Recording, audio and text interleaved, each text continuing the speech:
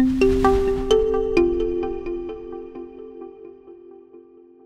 guys, and welcome back to another video here on Phloshop. My name is Joseph, and in today's video I am actually putting out these action sets that I have been using for over a year now.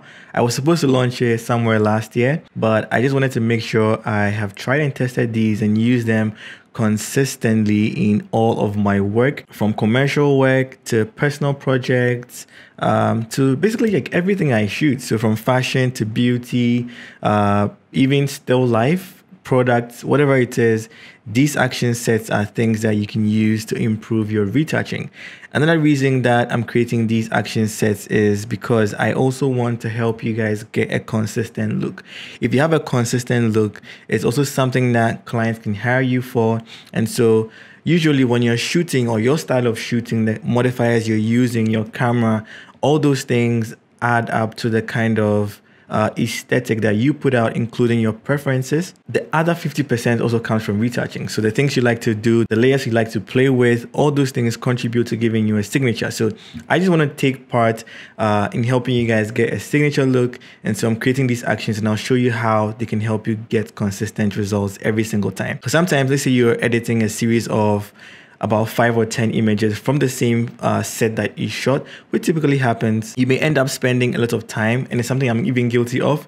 You might spend a lot of time on one image. You can tweak it in different directions. You may not have an organized workflow, and by the time you're done, the image looks amazing and everything, but then you can't remember the steps that you took to arrive at that destination, right? And so these action sets I'm creating, which are in 2 parts, are going to help you create consistent results that you can monitor, results that you can recreate, and results that you can churn out every single time. Every single image that you produce is going to help you get that consistent feel every single time. So my actions are in 2 sets. The first one is a workflow retouching actions, and that is for if like Photoshop in general is a little bit confusing or overwhelming, that action set is going to create every single layer that you need from start to finish for your retouching. And so you can run this action on several images, follow through the steps, and just get consistent results every single time.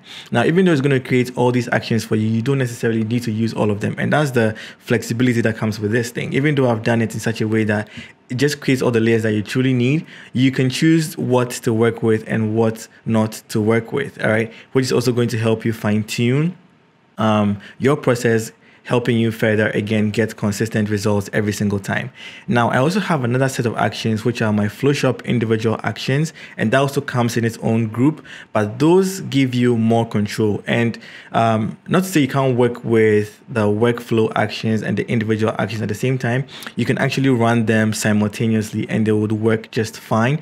But the thing is, with the Phloshop individual actions, if you want to create your own layers at any point in time, then those actions are for you, and it has a ton of actions in there. I have a separate video which, if you purchase the actions, is going to show you exactly what each of these actions do, how they work, when to use them, how to use them, etc. It's going to be, when you purchase the actions, actually it's going to come with it, so you can watch it and also basically like just fine tune it and find a way around creating these actions to work for you. All right, so let me just quickly go through and then show you some of what the actions do. So first things first, you need to run the actions, or you need to install them into Photoshop. So I'm going to show you how you can do that really easily. Just navigate to where you have your action set.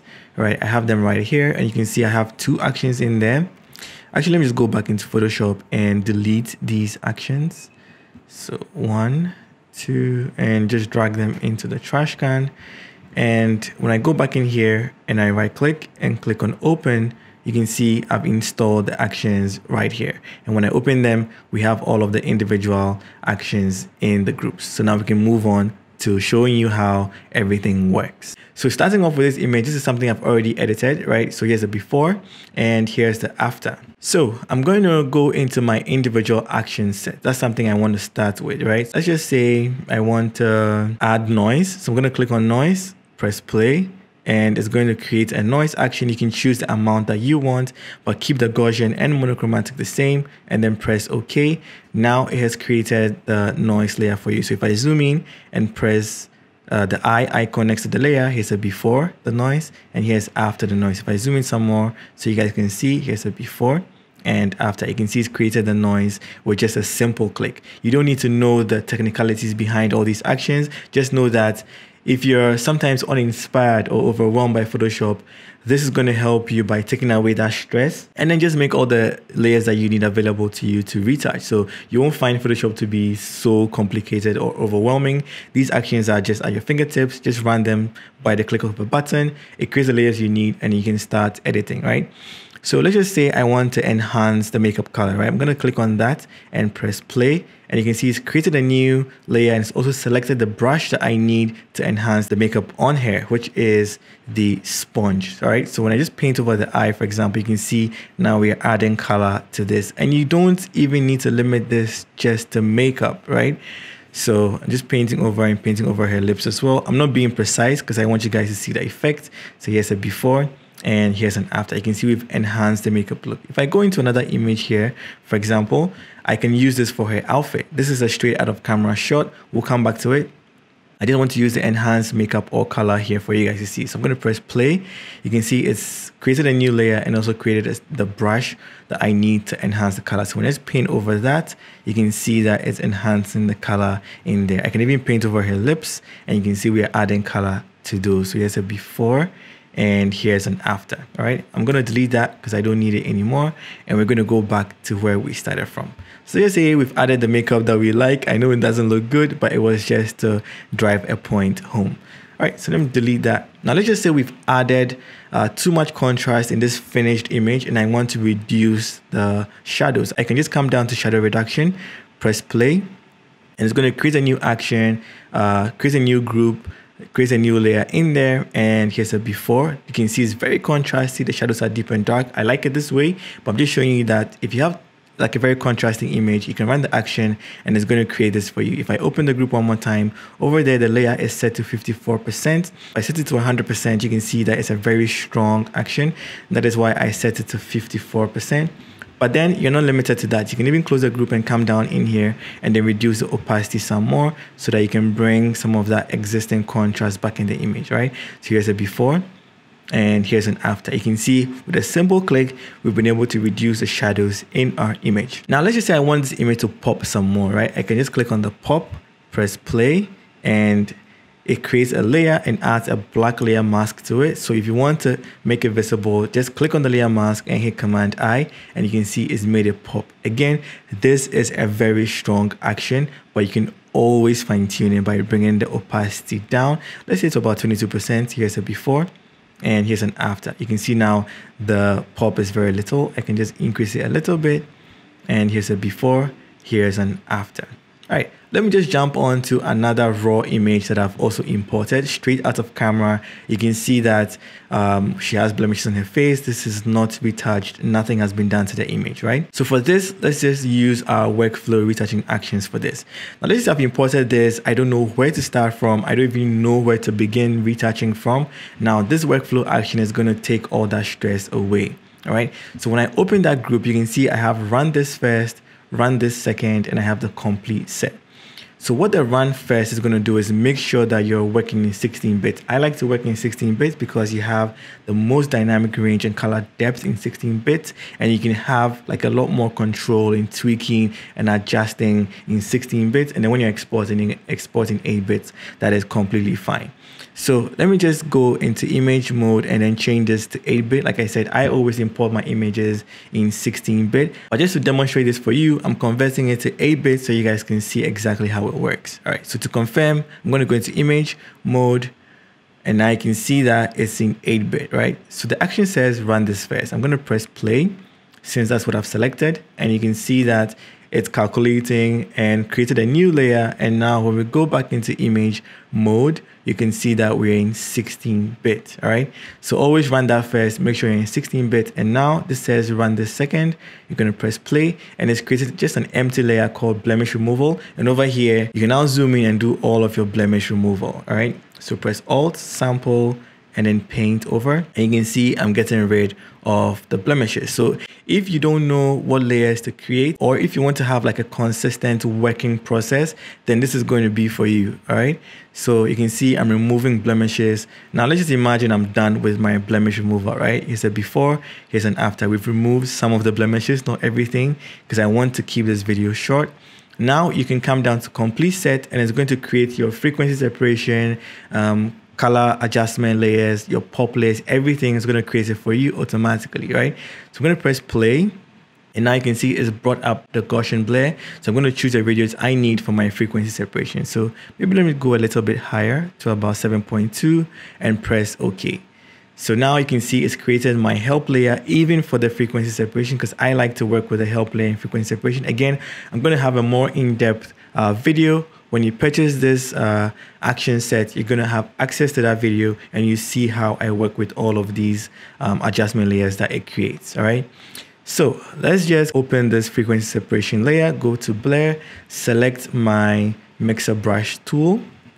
And now I want to even out the tonal variations, right? I'm going to make my frequency separation help layer visible. And now when I just start painting on the blur layer, you can see that I am smoothing out the tonal variations, right?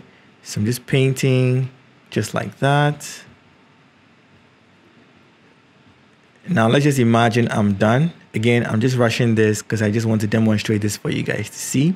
I'm not being precise at all, but when you get them, you can take your time and use them for your retouching. So I'm going to turn off the help layer, and now here's a before and after. You can see that I've been able to even out some of the tonal variations, right? So let's just say I'm done with frequency separation. I can move on to dodge and burn, which also comes with its own help layer. I can turn that on.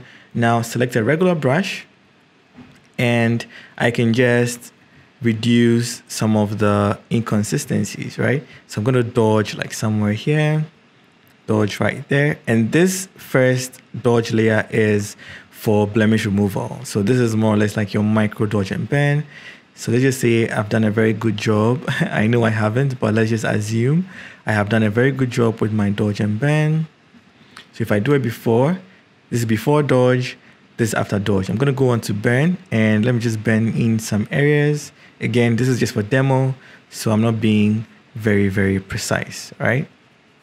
I can turn off the help layer now, and here's a before and after of the dodge and burn that I created, right? So this is the micro. Now I have a global dodge and burn. This is where I can add like shape and form to your image. I'm going to click on the layer mask again. With a big brush, I'm just going to paint over the existing highlights because I want to dodge them some more, just like that. Paint over here, paint over the tip of the nose, the lips, the chin. And now when I do it before, you can see this is how it looks before, this is how it looks after. I'm going to go into the darken, the global darken, and I'm just going to add like a global darken all around here, just like that. And I'm painting over. And here's a before and after of our global dodge and burn. Now let's just say I want to color grade this image because I'm done with my frequency separation. I'm done with my global dodge and burn. I can now open this color grade, and the first one is the color lookup. So if you don't have any of my LUTs, this is a very good reason to get the LUTs because I'm always starting with my LUTs, my melanin skin tone LUTs, all right? So I'm just going to double click on that, and I'm going to open and select, let's start with Fire Gold, which is going to warm everything up. You can see it's giving it this bronze tone, which is beautiful. It's really well saturated, and I absolutely love it. But let's try out Phloshop. That's my favorite. You can see this just brings out the melanin in the skin tone. I really, really love the way it looks. Again, my LUTs are very strong, so you can just bring down the opacity, just like that, and you can see now we have a very nice balance of the LUT we just applied. I'm going to select my hue saturation, which is the next layer, and now I can go into, let's say, the reds, and I can pull the saturation of the reds down, and I can even darken them some more or lighten them up, whichever way you want. These layers are flexible. You can play with them as much as you want. All right, I can even change the tone of the reds, so maybe just bring it down -2. I'll go into yellows, bring that also down some more, and also reduce the saturation of the yellows. Let's just say I'm done with that. I can go into color balance now, and I'll just play with the midtones in this case. So just moving it, just trying to figure out what I like, what I don't like, something like that. That's beautiful. And let's just say we are done with the color grade. So here's a before and after. You can see with just a few clicks and also following the systematic approach, we can always recreate this anytime that we want and have the same results time and time again.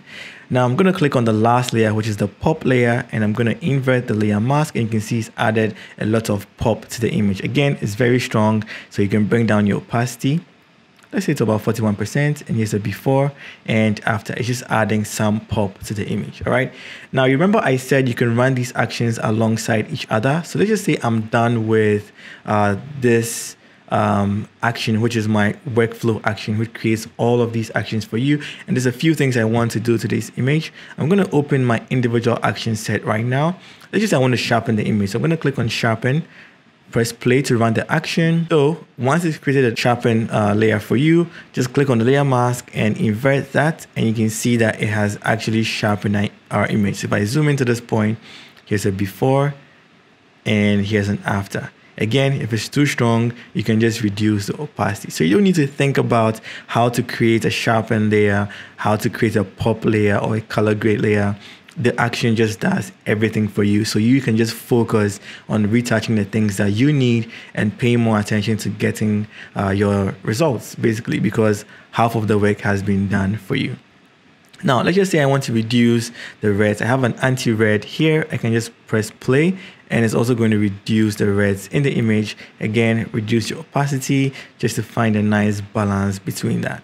All right, again, if I want to enhance makeup, I can just click on enhance makeup color, press play.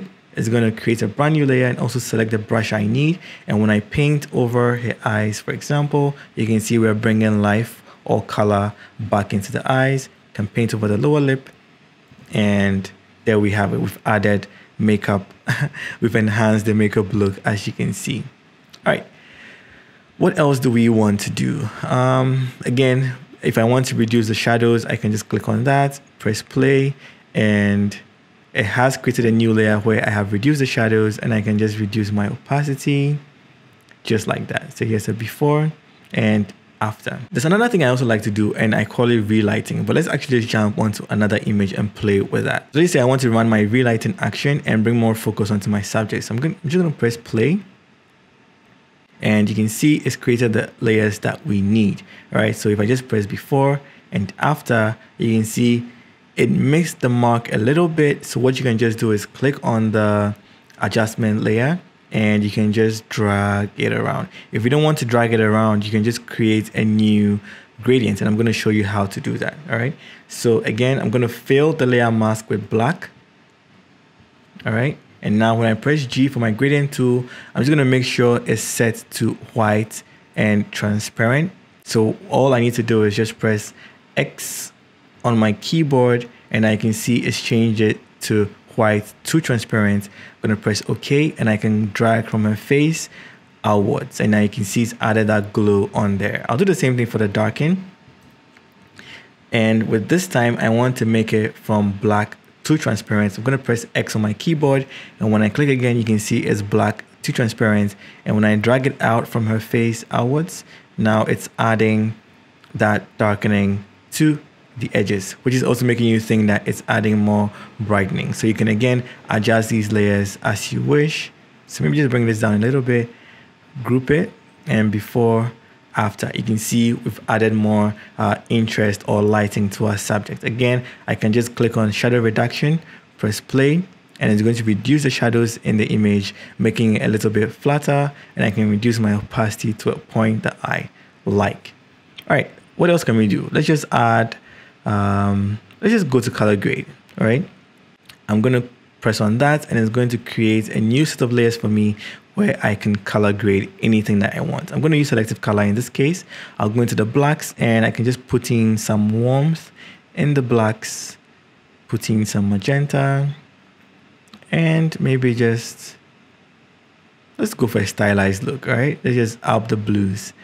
I'm going to go into the neutrals, and for this, I want to add some yellow.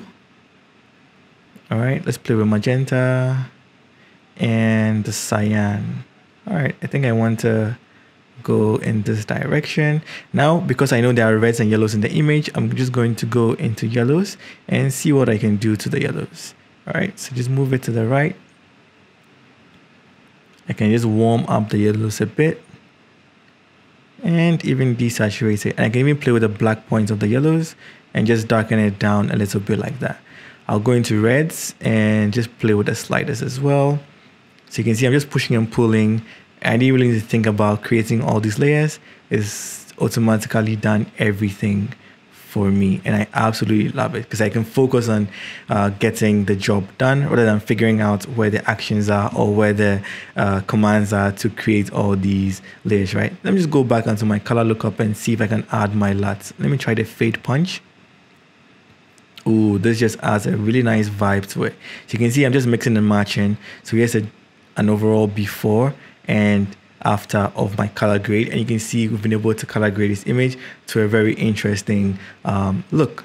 All right, so I think this pretty much just goes over everything that we can do with my action set. I can't wait to see what you guys create with the action set. And so when you purchase it, know that you're supporting the channel, but then again, you're going to get a way to, forget about the complexities inside Photoshop and just focus on creating and shaping the images the way you want. It's also going to help you just create consistent results so that when people are hiring you, they're guaranteed of the results. All right, that's it for today's video. I hope you found this video helpful, and if you do purchase the video, I want to let you guys know that I am really grateful. And also, if it does help you, you can come back and leave a positive comment in the comments down below. That's it for today's video, guys. Again, check out my digital store. My LUTs are in there. Now I have the actions in there, and happy retouching, everyone. I'll see you guys in the next video. Remember, don't ever give up.